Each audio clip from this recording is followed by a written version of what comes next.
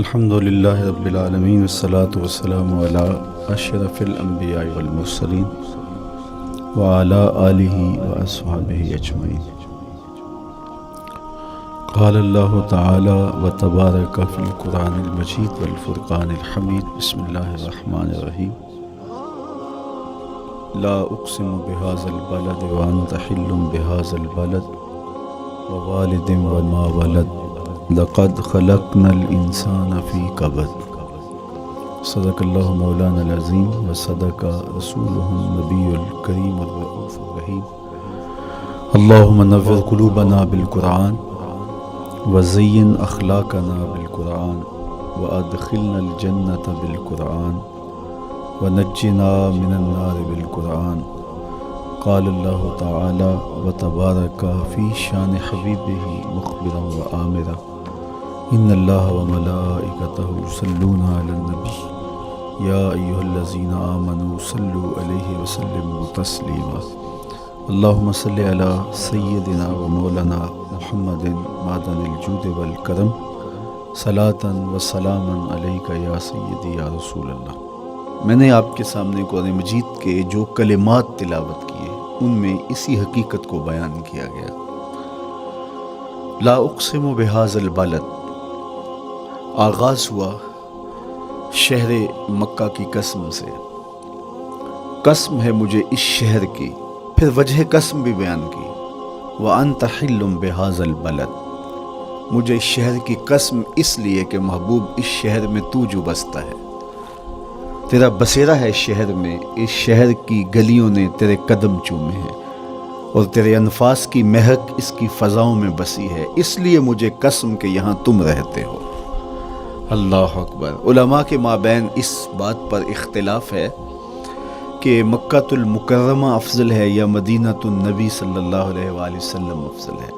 ایک علمی اختلاف ہے، بعض نے کہا مکۃ المکرمہ افضل ہے، دلائل دیے، بڑا وزن ہے دلائل میں۔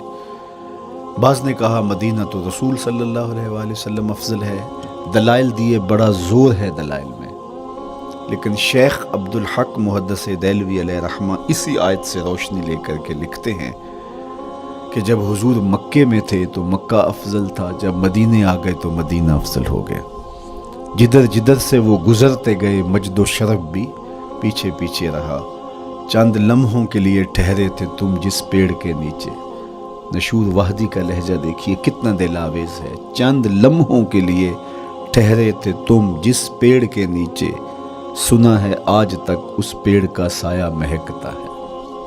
تو مکے میں ہیں تو مکہ افضل، مدینے میں ہیں تو مدینہ افضل۔ تو شرف ان کے وجود مسعود سے ہے، وہ جدھر جدھر سے گزرتے جائیں گے وہاں ہی نور پھیلتا چلا جائے گا۔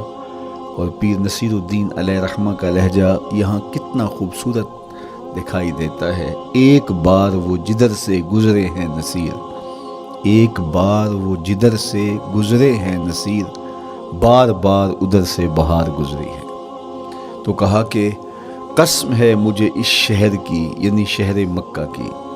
کیوں اس شہر کی قسم؟ وَأَنْتَ حِلٌّ بِهَذَا الْبَلَدِ، کہ محبوب اس شہر میں تمہارا قیام ہے، اس شہر میں تمہاری رہائش ہے، تمہارے انفاس کی مہک ہے اس شہر کی فضاؤں میں، اور تمہارے قدموں کو چھوا ہے اس شہر کی گلیوں نے، اس لیے قسم کہ یہاں آپ رہتے ہو۔ ووالد وما ولد، اور قسم ہے باپ کی، اور قسم ہے جو اس کی اولاد ہے۔ والد سے مراد کیا ہے اور ما ولد سے مراد کیا ہے؟ تو اس کے بارے میں ایک قول یہ ہے کہ والد سے مراد حضرت ابراہیم علیہ السلام ہے، اور ما ولد سے مراد حضور علیہ السلام جو ان کے فرزند ہیں۔ ایک قول کے والد سے مراد حضرت آدم علیہ السلام ہیں، اور ما ولد سے مراد ان کی ساری ذریت اور نسل ہے۔ تیسرا قول کہ والد سے مراد حضور علیہ السلام ہیں، اور ما ولد سے مراد حضور علیہ السلام کی ساری امت، حضور علیہ السلام کی ساری آل اطرت، حضور کے اصحاب۔ لیکن علماء نے پہلے قول کو ترجیح دی کہ مکۃ المکرمہ کی قسم کی گئی تو پھر مناسبت بنتی ہے کہ حضرت ابراہیم کا ذکر بھی ہو، تو اس لیے والد سے مراد حضرت ابراہیم ہیں، اور ما ولد سے مراد حضور علیہ الصلوۃ والسلام کی ذات ستودہ صفات ہے۔ تو تین چیزیں ہوئیں جن کی قسم کی گئی۔ سب سے پہلے شہر مکہ کی قسم کی گئی، پھر حضرت ابراہیم علیہ السلام کی قسم کی گئی، اس کے بعد حضور علیہ الصلوۃ والسلام کے مبارک وجود کی قسم کی گئی۔ تین قسمیں کر کے کہا کیا گیا، چونکہ جو خالی ذہن شخص ہو، جب اس کو کوئی بات بیان کی جائے تو قسم سے آغاز نہیں کیا جاتا۔ متردد الذہن کو کوئی بات کرنی ہو تو قسم سے آغاز کیا جاتا ہے، یا پھر آپ جس مضمون کو بیان کرنے جا رہے ہیں وہ اتنا اہم ہے کہ اس کی اہمیت کو اجاگر کرنے کے لیے آپ کو قسم کرنا پڑتی ہے۔ تو یہ جو ما بعد کا مضمون ہے جس کو میرے رب نے بیان کیا، اس سے قبل ایک نہیں، دو نہیں، تین قسمیں کی، تو پھر کان تو کھڑے ہو گئے، سماعتیں تو بچھ گئیں کہ وہ کون سی شے ہے جس کو بیان کرنا مقصود ہے، اور اس سے قبل قسم پہ قسم کی جا رہی ہے۔ قسم محبوب شہر مکہ کی، قسم محبوب تیرے والد بزرگوار حضرت ابراہیم علیہ السلام کی، اور قسم تیرے پاکیزہ وجود کی۔ اب انسان بالکل سماعتیں بچھا کے منتظر ہے کہ قسم کی کس بات کی جا رہی ہے، کس بات پہ قسمیں ہو رہی ہیں۔ تو جواب آیا، قسم محبوب شہر مکہ کی جس میں آپ رہتے ہو، قسم آپ کے والد بزرگوار حضرت ابراہیم علیہ السلام کی، اور قسم آپ کے پاکیزہ وجود کی۔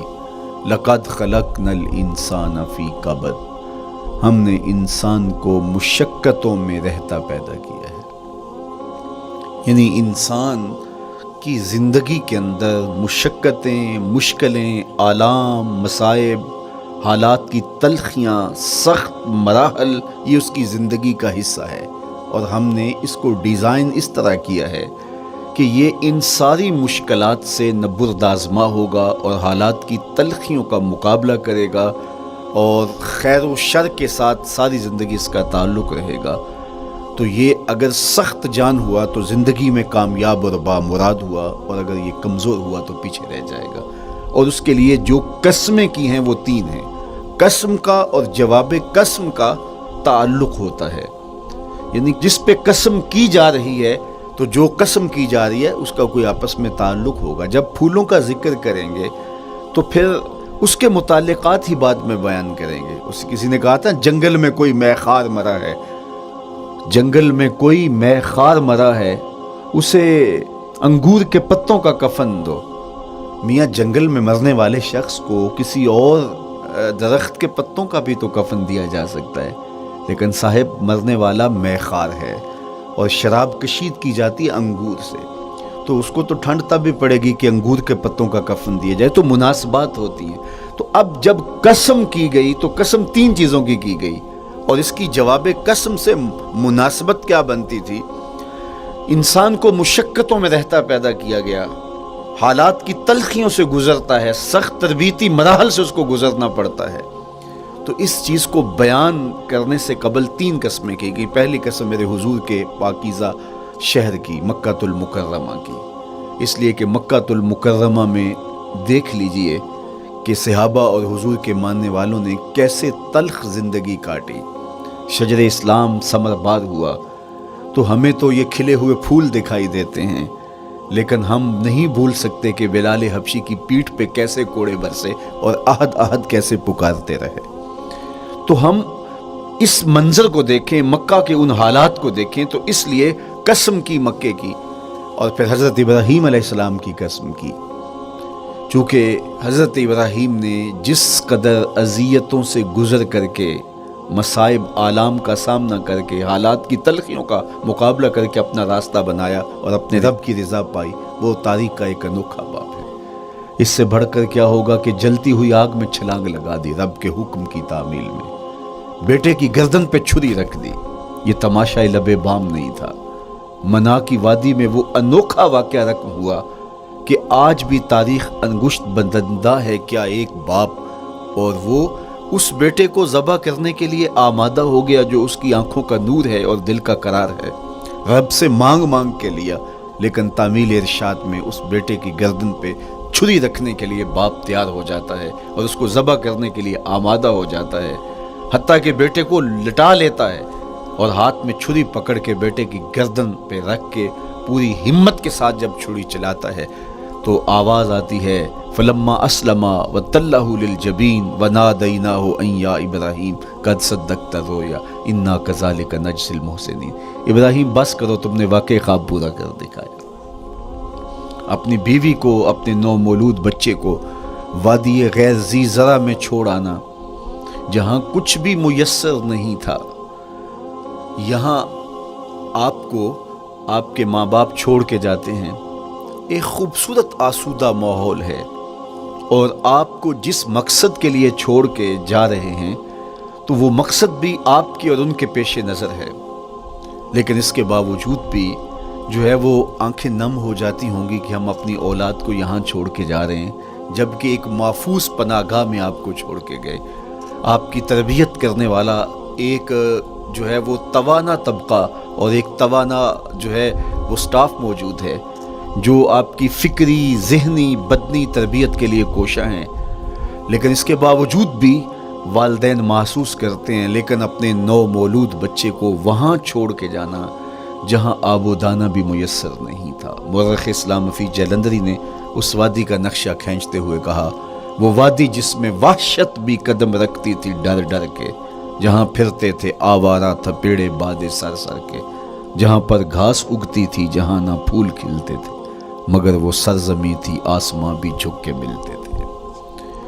تو اس وادی میں چھوڑ کے آنا، حضرت ابراہیم نے جو امتحانات دیے، اس لیے ان کی قسم کی، چونکہ جواب قسم کا تعلق بنتا ہے تو قسم ابراہیم کے پاکیزہ وجود کی کہ جنہوں نے دکھ سہے، تکالیف آلام گوارا کی، لیکن پائے ثبات میں لغزش نہیں آنے دی۔ تیسری قسم میرے حضور کے پاکیزہ وجود کی فرمایا جتنے دکھ مجھے دیے گئے، جتنی اذیتیں مجھے پہنچائی گئی، اتنی کسی کو نہیں دی گئی۔ پیدا ہوئے تو حضور کے باپ کا سایہ سر پہ نہیں تھا، پھر اس کے بعد حضور مختلف مراحل سے گزرے۔ 6 سال کی عمر میں ماں کا انتقال ہو گیا۔ جب راہ حق میں لوگوں کو دعوت رشد و ہدایت دینے نکلے تو جو لوگوں کے رویے تھے اور جو اذیتیں لوگوں نے پہنچائیں وہ ایک الگ باب ہے۔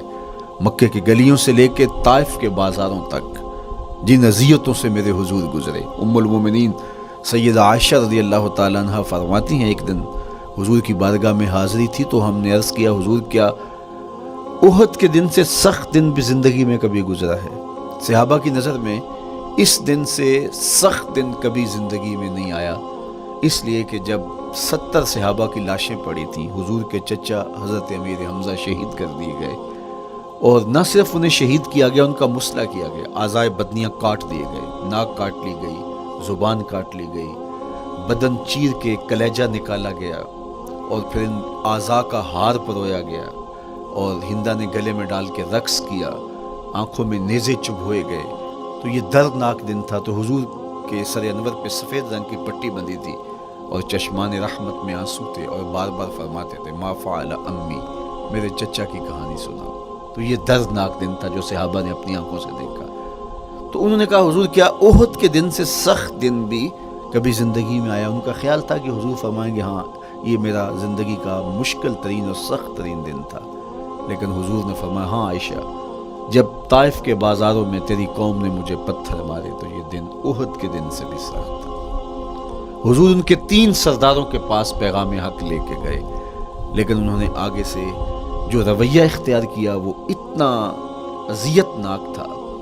حضور نے فرمایا کہ ٹھیک ہے، میں تمہاری خیر خواہی کا جذبہ لے کے تمہارے تک پہنچا ہوں، تم نے میری دعوت کو قبول نہیں کیا، تمہاری مرضی، تمہارا مقصود، چلو اب یہ بات میرے اور تمہارے درمیان رہنی چاہیے، اس بات کو راز رہنا چاہیے، اہل مکہ تک یہ بات نہ پہنچے۔ انہوں نے کہا ہم کیوں راز رکھیں، بلکہ اوباشوں کے ہاتھ میں پتھر دے دیے، اور حضور جب واپس ہونے لگے تو وہ حضور کے پاؤں پہ سنگزنی کرتے، حضور اپنا ایک پاؤں اٹھاتے تو دوسرے پاؤں پہ مارتے، شدت درد اور احساس کرب سے حضور بیٹھ جاتے تو ان کے غنڈے دائیں بائیں سے بڑھتے اور کندھوں سے پکڑ کے حضور کو اٹھاتے اور مشق سنگزنی کرتے، نالین خون سے بھر گئے، لخت لخت زخمی ہوا۔ اللہ اکبر! کیا دردناک لمحے تھے، کیا تکلیف بھری گھڑیاں تھیں۔ تو کہا کہ جب طائف کے بازاروں میں تیری قوم نے مجھے پتھر مارے تو یہ دن احد کے دن سے بھی سخت تھا۔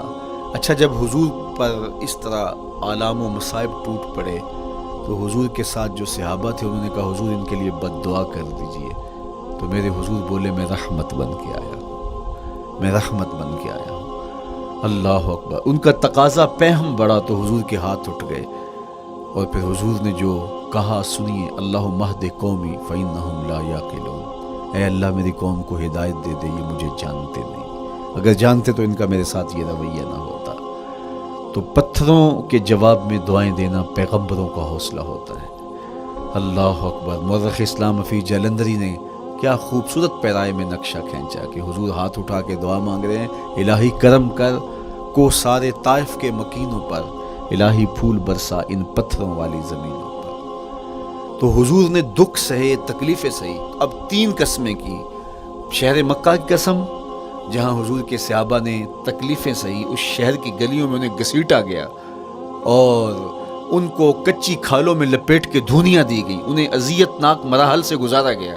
حضرت ابراہیم مشکل سے مشکل زندگی کاٹی اور رب کی رضا جوئی کے لیے کوشاں رہے، اور میرے حضور نے سخت ترین اذیتوں، مقاومتوں، مخالفتوں اور تکلیفوں کا سامنا کیا۔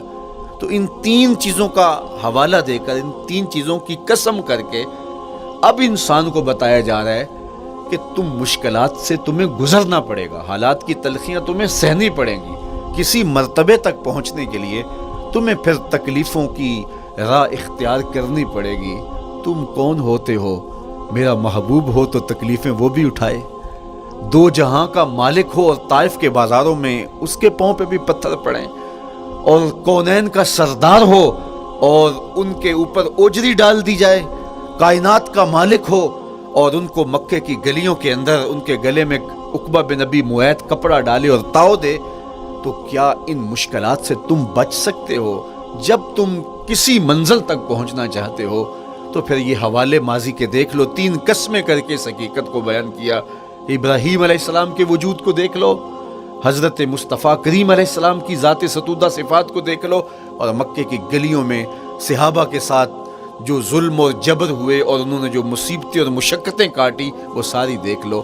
تو 3 قسمیں کھا کر کے کہا کہ بے شک انسان مشقتوں میں رہتا پیدا کیا گیا ہے۔